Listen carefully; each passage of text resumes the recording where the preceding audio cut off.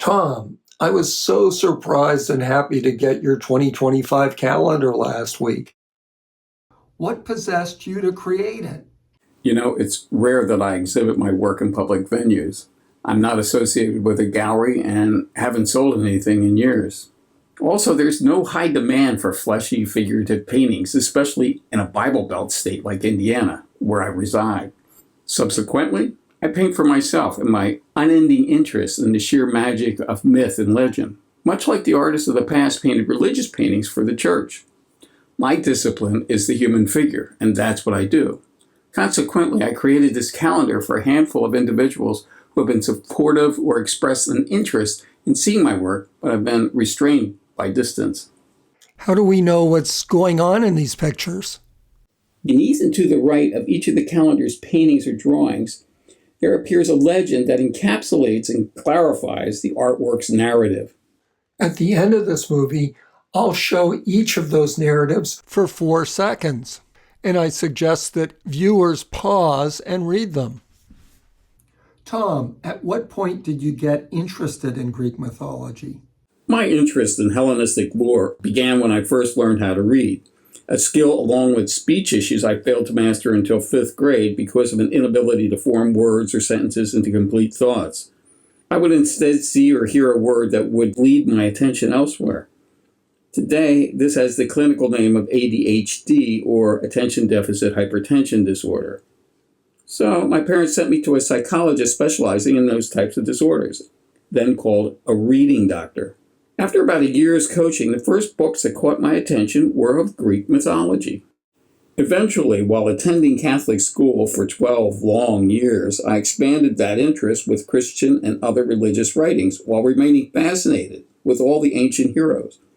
Anyone visiting a traditional art museum today will discover that gods and superheroes, mythological and Christian, were popular sources of artwork throughout the ancient world up through medieval times. They would again become widespread throughout the Renaissance and Baroque periods, and to some extent through the early 20th century.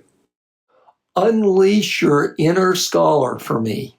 This 2025 calendar focuses exclusively on ancient Greek yarns passed down through countless authors, most of whom remain unknown. Over time, various tales have been extracted, refined, and compiled by early authors like Hesiod, the author of the cornerstone epic poem Theogony, and works by Apollodorus. These critical source stories were further elaborated on by authors like Euripides, Sophocles, Aeschylus, and Aristophanes in the form of plays, many of which are still performed today. Influenced by these Greeks, it became popular during Roman times for contemporary authors to apply ancient authors' names to works of their own. Today, this is referred to as pseudepigraphy. Although frowned upon now, this approach was widely accepted and certainly made it easier for orators and stage producers back then to obtain an audience. Historians now consider much of the writings within the Apollodorus Bibliotheca, the most complete compilation of Greek mythology, to be pseudepigraphal. Pseudepigraphal. What a marvelous word. And you heard it here on my YouTube channel. Thanks, Tom. What was the purpose of these stories, and when did they first appear? Greek myths were religious stories, and like all religious writings, including the Bible, the Tanakh, and the Quran, they began during an age of illiteracy in the form of oral traditions, passed down from generation to generation with contemporary elaborations relevant to each new regional audience, until they were eventually transcribed and compiled into a universally accepted form. Many myths are to some extent based on an actual event that has over time become enhanced, even exaggerated in their retelling. For example, you may have heard a story or a joke told at Christmas, then heard it again at Easter, only to smile to yourself, noticing it had become a far more embellished yarn. Putting that in context, now imagine how much one story or verse can evolve over a few thousand years. Tom, could you recommend some modern authors who have dipped their toes into this mythic Greek river? Modern writers have further updated and rewritten a variety of Greek tales to appeal to contemporary audiences. These include Robert Graves, Margaret Atwood, Natalie Hayes, Edith Hamilton, Madeline Miller, and Stephen Fry. For example, Stephen Fry's Mythos might be considered an easy-to-hold, fun-to-read contemporary rendering of Hesiod's Theogony. Easy and fun? Tom, you're underestimating my YouTube viewers. Many of them undoubtedly curl up at night with Hesiod's Theogony. But I interrupt. Go on. Subsequently, I too have taken the cue and woven embellishments for fun and to increase continuity throughout related tales. Is there any modern equivalent of Greek mythology?